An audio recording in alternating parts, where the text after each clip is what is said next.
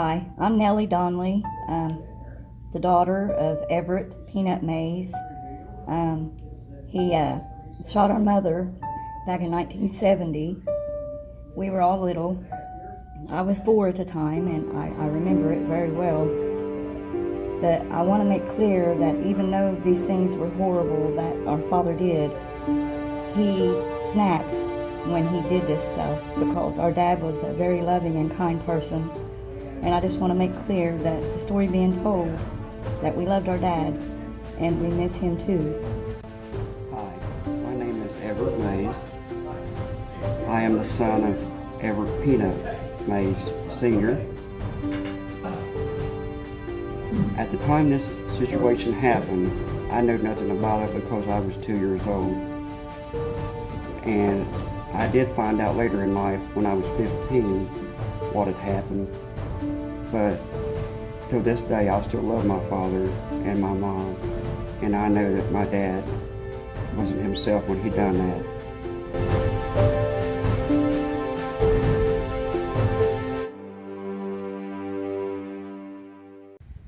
Everett Mays. Who was Everett Mays? Well, he was born Gordon Everett Wooten on June the 25th, 1946. And what happened in this apartment right here on South 10th Street in Ironton, Ohio? Everett Mays, his mother was Phoebe Smith, and his biological father was Gordon Everett Wooten Sr. Phoebe and Gordon wasn't together very long, and Phoebe ended up married to Robert Mays Sr. So Gordon Everett Jr. dropped the Gordon from his name and became Everett Mays. Later, when he was about 19 years old, he married to a girl from Colgrove whose name was Victoria Shope. Victoria Mays was the daughter of Andrew Shope and Nellie Rowe. Her maiden name was Shope. And when she was born, I actually said that she lived in Colgrove, Ohio, because when she was born, she lived in this house right here at 523 Washington Street. And later, the parents moved to Ironton, where she went to school. Everett Mays' nickname was Peanut. And Victoria, she just went by Vicky. So Peanut and Vicky Mays, by the time they were 23 and 21 years old, were the parents of 3 children, and the children were only a year apart.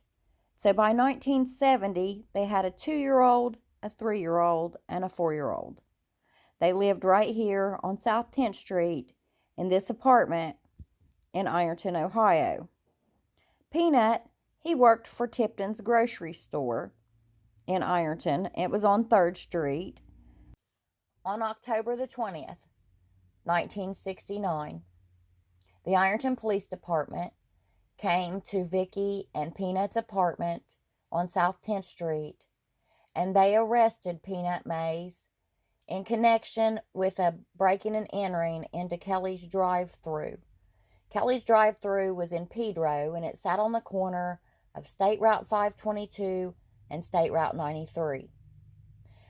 Well, he had apparently broke into Kelly's drive-thru with 2 juveniles who were 15 and 17 years old, and they had stole some stuff. And the Ironton Police Department, when they searched the apartment, they found $67 in cash and a bunch of cigarettes. So they arrested Peanut Mays and took him to jail. So on October the 21st, the next day, he goes in front of the judge and he gets a $1,000 bond, which means he was still in jail.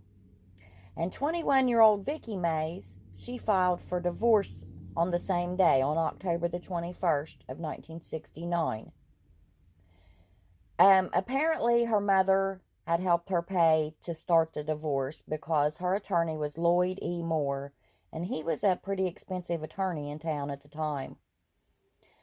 So Peanut gets out of trouble. He gets put on probation, And November the 10th of 1969, Vicky has the case dismissed in the Lawrence County Court. 4 months later, March the 30th of 1970, this is what happened from the memory of their 4-year-old daughter, Nellie. I remember our dad coming in the door, and we all ran to the kitchen where our mother was at, and to see our dad. We thought he'd come home from work, but he had nothing to do with us at that time, and he walked over to where our mom was standing in the kitchen, and he wouldn't say anything, and I remember our mom saying, "Peanut, what are you doing?" Then I remember my dad reaching into his suit jacket pocket and pulling out a gun, and reached into his other pocket and pulled out a box of shells. And being little, I was scared. I didn't know what was really going on. But he loaded the gun and he fired it at her mother. Now, at that point, I believe us kids went into shock. I only remember the gunshot. And then I remember our dad leaving. And we were all crying, me and my brother and my sister. And I remember trying to open the door to get out to get help, but I couldn't get it open. And about that time, the neighbor lady had come over. I guess our father had went to the neighbor to tell her what he had done. And the neighbor lady came over, and she took us to her apartment where she had no phone. So she picked me up, and we went back to where my mother lay on the floor, and she used our phone to call the police on her father. After that, the only memory I have was being in the back seat of our grandparents' car, Bob and Phoebe Mays, the parents of Everett Mays. And I remember looking out the back window, and all I saw were red and blue flashing lights in the dark. Everett Mays shot his wife, Vicky, in the stomach 4 times in their kitchen in their apartment on March the 30th, 1970. And he did go next door and tell the neighbor lady that he had just shot his wife. In the meantime, he made his way around the block, and he ended up on the corner of 9th and Madison Street, and he encountered Lloyd Cavanaugh, who was 19 years old. And I did speak with Lloyd Cavanaugh, who, after 53 years, can remember every detail that happened on that day. And he did give me his account of what happened in detail. And here is Lloyd Cavanaugh's account of what happened on March the 30th, 1970. There was a gentleman that lived up on 10th Street. And I had stopped there because he had a couple 57 Chevys setting back up on the hillside behind his house. And so I stopped there to get those and found what I needed. And I came down to, turned off at 10th Street and drove down to the 9th Street Park. Was driving down that way, and I stopped at the stop sign there on 9th and whatever that street name is. And I saw Peanut standing on the corner, and he walked in front of my car, came up the passenger side, opened the door, and he got in. And I said, "Hey, Peanut, how are you doing?" And he pulled a gun on me and said, "I just shot my wife. I want you to take me to Kleins Restaurant to shoot my mother-in-law." And the gun was here, up against my head. And I told him, "Hey, I'll take you wherever you want to go, Peanut. Just don't hurt me." Yeah, let's go.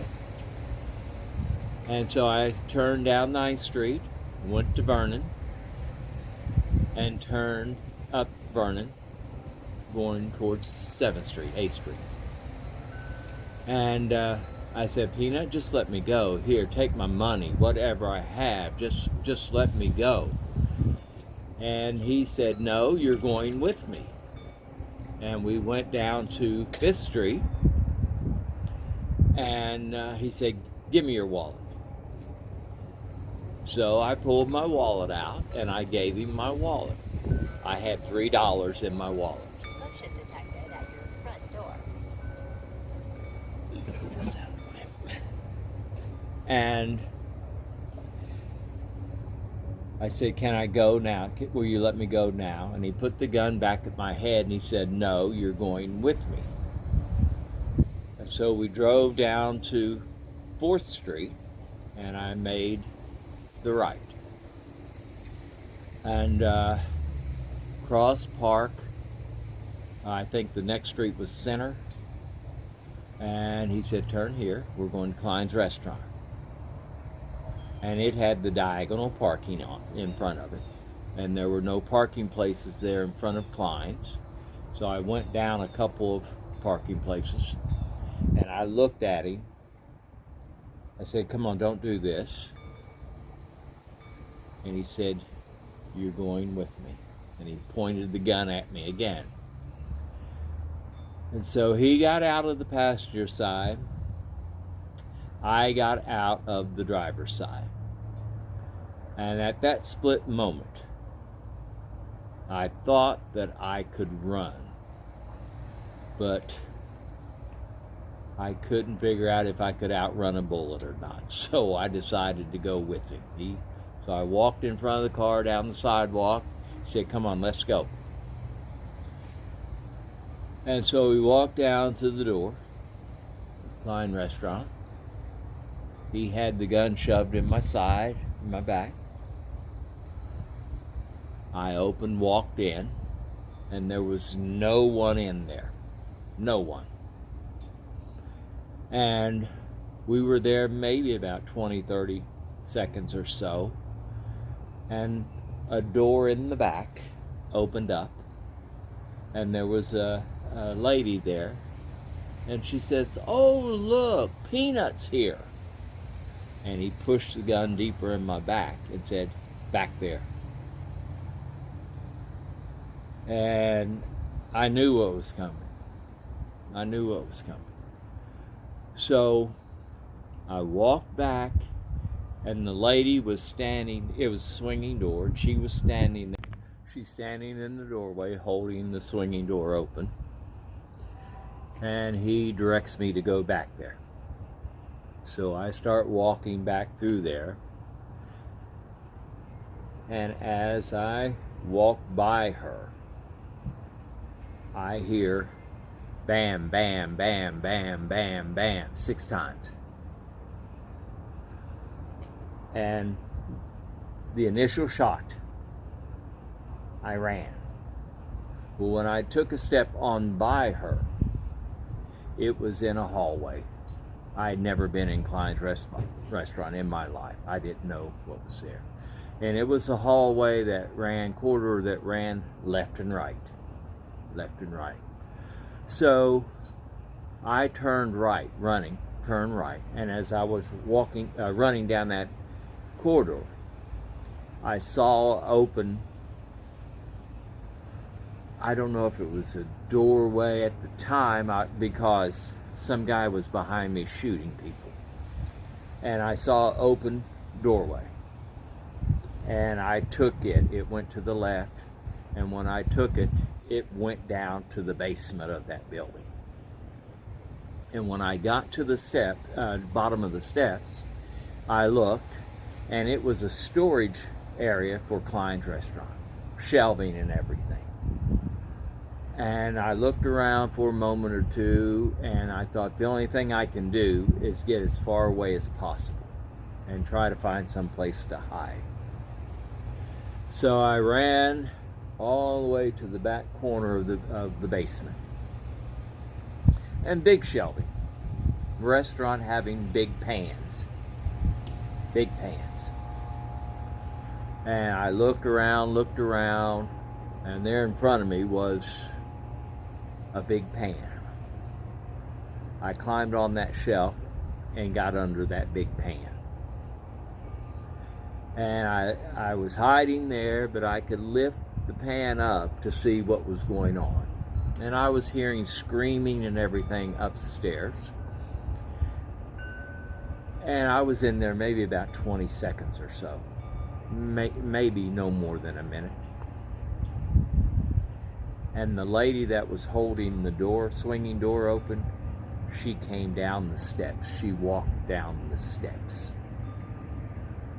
with 6 bullets in her. At the time, I didn't know how many times he had actually shot her. But she walked down the steps. And there was a little alcove there with a desk, and there was a phone on the desk. And I was watching all of this from underneath that pot, that big old pot. And she picked up the phone, and I assumed she was going to call the cops. And he came down the stairs following her. And when he got to the foot of the steps, she threw the phone at him and said, "Peanut, leave me alone." And she walked back up those stairs. And he stood there for a few seconds or so, and he followed her back up the steps. Now, the whole time screaming and all this chaos was upstairs. They were really yelling. And so I laid there for a while thinking, okay, he might have seen me come down those steps. So I laid there waiting to see if he would come back down those steps. And it got really, really, really quiet after, it seemed like forever, but it got really quiet. And I thought, okay, you need to get out of here because some crazy guy is up there shooting people. You need to get out of here. So I come from underneath the pot, and I kind of tiptoed over to the base of the stairs. And I peeked around to look up those stairs, and he was loading the gun again at the top of those stairs. I ran back to my pot, hoping that he didn't see me. A lot of yelling started again. And I'm going, oh man, he knows I'm down here now. He knows I'm telling myself, how are you going to get out of here? How are you going to get out of here? And so I laid there for a few minutes. And its noise stopped again. The yelling stopped again. And I told myself, bub, you got to get out of here. You've got to go. So I creeped back over to the stairs. And I looked up again. No one was there. But I saw daylight coming from somewhere. Daylight coming. And I thought, that may be a door to the outside. That might be, because I didn't see any daylight when I was running initially. And so I crept up the steps, got to the top, looked down the hallway, nobody was there. Looked to my left, and there was an open door. When I came out, I took 1, maybe 2 steps in the alleyway, and I heard a young lady yell, "That's one of them right there." And I learned later that she might have been, or she was working there as employee at Kleins Restaurant. And there were police in the alleyway, and one of the policemen yelled at me, "If you take another step, I'll blow your effing head off." So they thought you were one of the criminals in the building? Yes, because I walked in with him. Wow, crazy. Yeah. And then I heard the whole time, before I climbed up those stairs, where the lady that had gotten shot had thrown that phone, and when I walked back over to those stairs, the phone was laying on the ground, on the floor there in that basement. So I picked that phone up, and I dialed 911. I don't know if it was in effect at that time, but I called to get the police. And I said, there's been a shooting over at Kleins Restaurant. Somebody needs to get over here in a hurry. And while I was on the phone, that's when I looked up those stairs, and he was up there reloading the gun. Now here is some history on Kleins Restaurant. Between 1969 and 1970, it had just been renamed the Cove Restaurant because Vicky's parents, Andrew and Nellie Shope, they took over new management of the restaurant and they renamed it to the Cove Restaurant. But it had been known as Kleins Restaurant for over 30 years, so everyone still referred to it as Kleins Restaurant. The picture that I'm showing you is from the 1937 flood. It is a picture of Kleins Restaurant in 1937, so that shows you how long Kleins Restaurant had been in business in Ironton, Ohio. As a matter of fact, when I was researching this story, and I asked some of the older people in Ironton if they remembered the Cove Restaurant, they had no idea what I was talking about. But when I said Kleins Restaurant, they immediately knew where the building used to be. Okay, let's get back to the story. Here is an account of March the 30th, 1970, and what happened that day. So Everett Peanut Mays got off of work around 2 to 2:30 p.m. from Tipton Supermarket. At 3 o'clock, he bought a .38 revolver from a dealer on Center Street in downtown Ironton. Then sometime that afternoon, after he bought the .38, he bought a box of 50 ammunition at Boblin's Sporting Goods store, which was also on Center Street in downtown Ironton. So then he took a cab to his mother's house. And according to the cab driver from the Safeway Cab Company, he said that Peanut was in the car the whole time he was in the cab on the way to his mother's, and he was loading the weapon. So someone from his mother's house, we don't know who, gave him a ride home.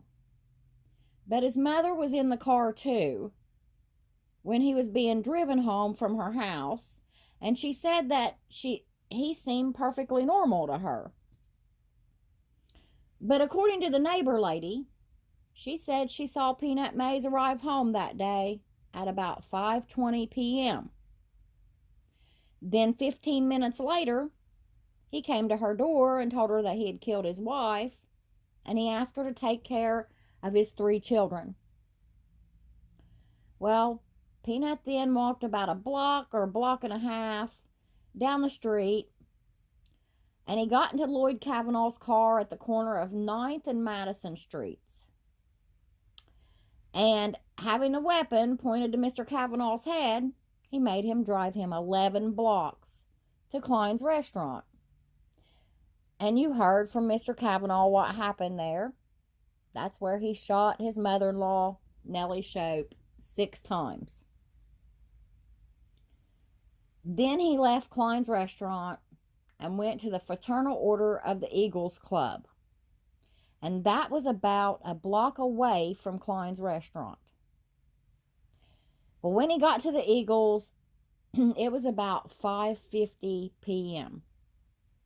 So in approximately a half an hour, he had shot his wife Vicky and killed her, took Lloyd Cavanaugh hostage, and made him drive him to Kleins Restaurant, and shot his mother-in-law, Nellie Shope, 6 times, and ended up a block away at the Eagles Club. When he got to the Eagles, he walked in, sat down, and ordered a beer. He pulled out his loaded weapon, and he told the 2 female employees there that he had just killed 2 women. Well, when the police finally confronted Peanut Mays, the deputy confronted him near the door of the Eagles Club, in the upstairs hall of the building. And Peanut had the weapon in his right hand, and he held it behind his leg. When Peanut raised the weapon, the deputy hit the weapon as it was being raised, and he ordered Peanut to throw down the weapon, and Peanut obeyed the deputy. He threw down the weapon, and that's when he was arrested. Well, Peanut's weapon was fully loaded, and the police removed the ammunition from the weapon. And when they searched him, they found a box of cartridges in his jacket pocket. And then Peanut was taken to the Lawrence County Jail.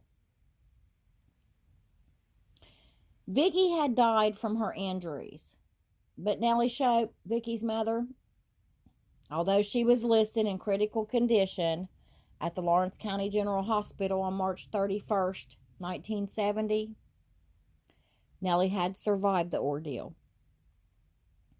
Later on, Nellie and her husband, Andrew Shope, they ended up divorcing in 1974, 3.5 years after their oldest daughter was killed. But they had a younger daughter, Mitzi Shope, who was only 10 years old when her sister died in 1970. And Nellie, although she had a bullet beside of her heart that couldn't be removed because it was too dangerous, it was there beside her heart, the bullet was, the rest of her life. According to her grandchildren, that's what they told me. But she ended up living until 1992 when she passed away. So she lived 22 more years. And Everett Peanut Mays, on July 1970, he pleaded innocent by reason of insanity. Peanut said that when he woke up in jail on March the 31st, 1970, that he called his friend to come get him. And the friend asked him, "Peanut, don't you know why you're there and what you did?"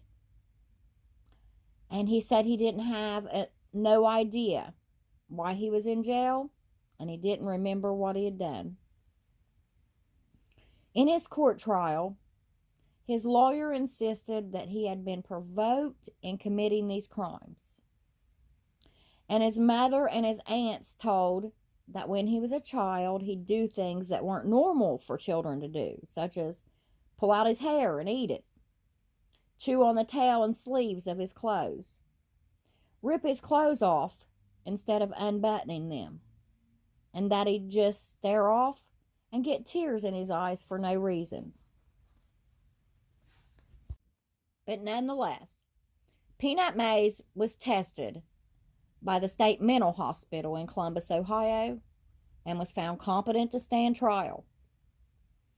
Instead of a jury trial, he chose to be tried in front of a 3-judge panel in Lawrence County, Ohio.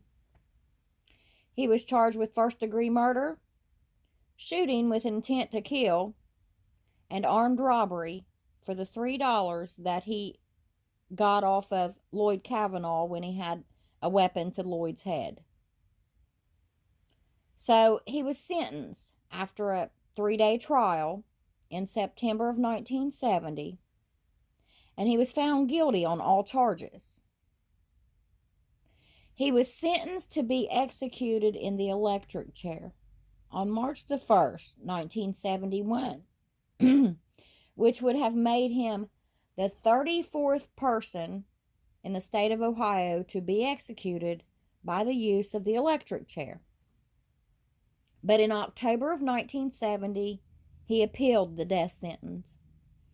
And even though I didn't find exact proof that he won the appeal, he obviously did, because he ended up with a life sentence instead of the electric chair.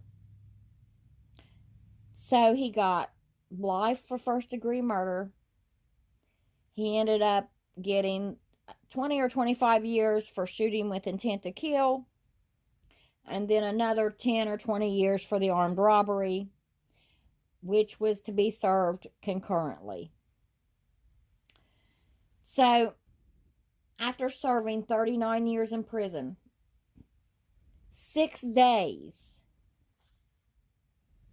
from it being exactly 40 years, Everett Peanut Mays died in 2009 from heart-related and cancer issues. He now rests in Woodland Cemetery next to his brother Robert in Ironton, Ohio. And Vicky Mays, she's buried at Sugar Creek Cemetery out on State Route 141 by Sugar Creek. It's the Sugar Creek Church Cemetery. And her sister Mitzi is buried right next to her sister.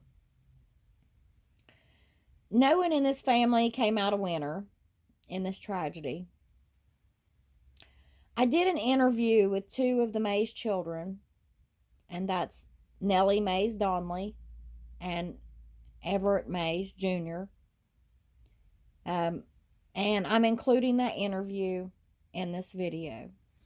And what you're about to hear is my interview with Nellie and Everett Mays Jr. And Nellie had a message that she wanted to give anyone who was involved in this case in 1970. Okay, so Nellie and Everett Mays Bub II are here, and I'm talking with them today, and we're going to talk some more about your dad. You went to visit your dad while he was in prison the whole time you were growing up? Yes. At least once or twice a month. What, and your grandmother took you to visit yes, with our him? Vicky Mays and Robert Mays, our grandparents took us to where he was located to visit with him at least once or twice a month. Yes. And you said you didn't know till you were 15 what he had done. Mama always said that he got into a little bit of trouble, but she was just looking out for me and my 2 sisters. And I understand why she didn't actually tell me what he'd done. I understand that. But my mama Shape's the one that handed me the newspapers that dated back to 1970. They had everything in it about my dad. And your Mammal Shape was your mom's mother? Yes, yes. And how close was you to your mom's parents? Well, to our grandmother Nellie Shope, we were really close. Yes. Her and our grandpa Andrew Shope must have divorced shortly after this incident happened, because he was never in our life. But our grandma Shope was in our life, and she was awesome. She was there. And where did she live in Ironton too? She did. She worked full time raising my Aunt Mitzi by herself. She was a hard-working woman, and she was a good woman. And where did she work at? She worked a cook at the Sabine daycare. Yeah. She was there for many years. We used to go to her house every weekend and visit. Great times. Yes. Good Very memories. good times. All the good memories at Mama Shape's house also. Yes. Same as Mama So you Phoebe's. had both grandparents who came in and helped with bringing you up, and that is wonderful. Yes. That is wonderful that you had, that they gave you such a normal life Yes, we with were the blessed. tragedy that happened. If it hadn't been for Mama Shape and Mama Phoebe, we probably would have been adopted out in orphanages. And separated. Yes. Because when our grandma and grandpa, our dad's parents, adopted us, I guess the judge looked at my grandma and asked her, did she want our sister too? Because our sister is severely autistic. Mm-hmm. And I guess she looked at the judge and said, she's one of mine, ain't she? Absolutely. She took us and she raised us, and she done an awesome job. She sure did. Yes. Because I've known you guys, I've known Bub for a long time, and I always teased him and said, look at all them manners Bub has, because he was raised by his grandma. Right. That's what it was. So yeah, I can see you guys reflect what a good, how good she raised you. Right. What a good job she did. And your dad, he died in prison. Yes. And what year was that? The 40th year that he was in there, he died in his 40th year. I don't It know was what year it was. 2009. 2009, I'm not sure. I want to say it was March the 23rd, maybe. But it And how old was he? He was 62. 62, I do believe. And just natural causes? He had heart issues. He'd had open heart surgery. It all kind When of. he went in prison, he was little as me now, and he was a pretty good sized fella when he passed away. Yeah, he gained a lot of weight and gotten old. Yes. Yeah. He had health issues. He passed away. So he was there, I think you told me 6 days from being 40 years. I think it was. 6 days from being 40 years. 6 days or a week. It would have been 40 years exactly that he spent behind bars. And every day of those 40 years, I know he remembered what he done. He paid for what he done. No, it ain't gonna bring our mother back. You know, and being little likely we were left pretty much orphans because we lost our mother and our father. Yep. But praise God for our grandparents. If you'd ever met my dad, you would have wondered why he was even in prison. He was just an good guy. Sweet guy. He just snapped that day, and there's no doubt in my mind because I love my dad and I remember. Okay, let's talk about when he snapped. What you mean by that? Because we haven't addressed that yet. He killed your mother, and then when he woke up in jail the next day, what did he say? He woke up in jail the next day and asked his best friend laughingly, well, aren't you going to bail me out? And his best friend looked at my dad and said, Peanut, don't you know what you've done? He did not know what he had done. Wow. He lost his mind. When that happened, that was not my dad. I want to say one thing to all of the victims that are still with us, and I'm sure there's a few. I just want to say on my dad's behalf that we're sorry, and just thank God we're all here to remember, I guess. Right. Yeah, because it could have been worse. And do you have any idea why he went to the restaurant and shot your grandmother? See, that was the thing. I heard a lot of things. I don't know what was true. But I believe in my own heart because I saw things when I was little with my mom's dad, Andrew Shope, and not bashing him in any way. But him and my dad didn't get along, and they were always arguing, and I saw fists fly a couple times. So there was some animosity toward them, but I don't know why. But I do feel like, you know, they had something to do with it too, because he went after them too.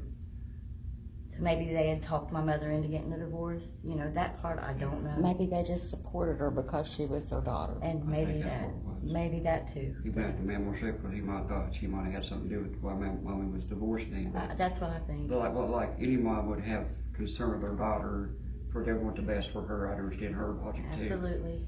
Okay, now tell me about the restaurant that your grandparents, they operated. I don't know if they owned it. I don't know if they owned The it. paper said they operated it. And they renamed Kleins Restaurant, which is really, really familiar restaurant to people in Ironton. A lot of the older people remember Kleins. Yeah. And between 1969 and 1970, your grandparents took it over, and that was Nellie Shope and Andrew Shope, and she was a cook, and they renamed it the Cove, C-O-V-E, the Cove. And nobody recalls that name because when I go back and look, after the shooting happened, the restaurant just disappeared. So I'm thinking that they closed it down. Maybe it wasn't there long enough for them to actually establish herself. I don't know. Yeah, because Grandma was pretty bad off there. She almost lost her life. Yeah. Matter of fact, she walked around to the day she died with a bullet right by her heart. Yeah, They couldn't get it out. remove it. They would have killed her if they removed the bullet. Yeah. So I'm sure she was in a hospital. Another thing too, she had one of the things on to hold your weight in that day, kept her from bleeding to death. Yeah, A girdle? I didn't know that. What do they call these white things? Girdle? Girdle. One of those. And it kept her from bleeding to death. From bleeding to death. Didn't know that. And then did you tell me you remembered playing upstairs of the restaurant? I do. As a little girl, I remember being in the Cove Restaurant one time, and I was upstairs, and I'm thinking Grandma was downstairs cooking for the day, and she let me play upstairs, which they had these big, beautiful rooms, and all I remember is the red velvet curtains. It was beautiful. Wow. Now, I don't know how you feel about the phrase that history repeats itself. But in my personal opinion, I do believe that history repeats itself. And while I was researching this family and this tragedy, that is exactly what I found. And I wanted to share my perspective of this with you. And I'm going to try to explain this as simply as I can, and I hope it's not too confusing. You see, I told you that Everett Peanut Mays' biological father was Gordon Everett Wooten. And this has been proven through Ancestry DNA. Gordon Everett Wooten was the son of Goldie Williams and William Cecil Wooten. Well, Goldie and William, they divorced when Gordon was an infant. And when Gordon was about 11 months old, in 1925, his mother Goldie died. And his father, William Cecil Wooten, he didn't have very much to do with Gordon. He didn't have any relationship with him. So after his mother died, Gordon was raised by his grandmother, Elizabeth Williams, his mother's mom. Then you fast forward to 1970, and Gordon's biological grandchildren, they lose their mother at a young age, and they are raised by their grandmother, Phoebe Smith Mays. But you also have the fact that Gordon's father didn't maintain a relationship with him, and Gordon didn't have a relationship with his son, Peanut Mays, either. And I'm showing you a photo, and after this photo was taken, this is a picture of Gordon Everett Wooten and Everett Peanut Mays. But after this photo was taken, I don't think that Peanut Mays ever saw his biological father again, because Gordon remarried in 1949. He lived in Ironton for a little while, but he ended up moving to Chicago, Illinois, and that's where he died at. And then Peanut Mays was raised by Robert Mays, and that's when he took the Mays last name. So I'm assuming that after this photo, Everett Peanut Mays never saw his biological father again. And then there's also the tragedy that repeats itself in the history of this family. It turns out that Gordon's father, William Cecil Wooten, went swimming in the Ohio River on August the 18th of 1947, and he accidentally drowned. But then his mother's dad, his grandfather, John Williams, he walks out into South 3rd Street near Neal Avenue and got hit by a car and died. And then his mother, or Everett Peanut Mays' mother, Phoebe Smith Mays, well, also on that side, her mother died when she was 7 years old, and she was raised by her father. So there was a whole lot that will make you go back and just think about history repeating itself in this story. I hope you like this video. Be sure to hit that like button and subscribe to my channel for more videos. Thanks for watching.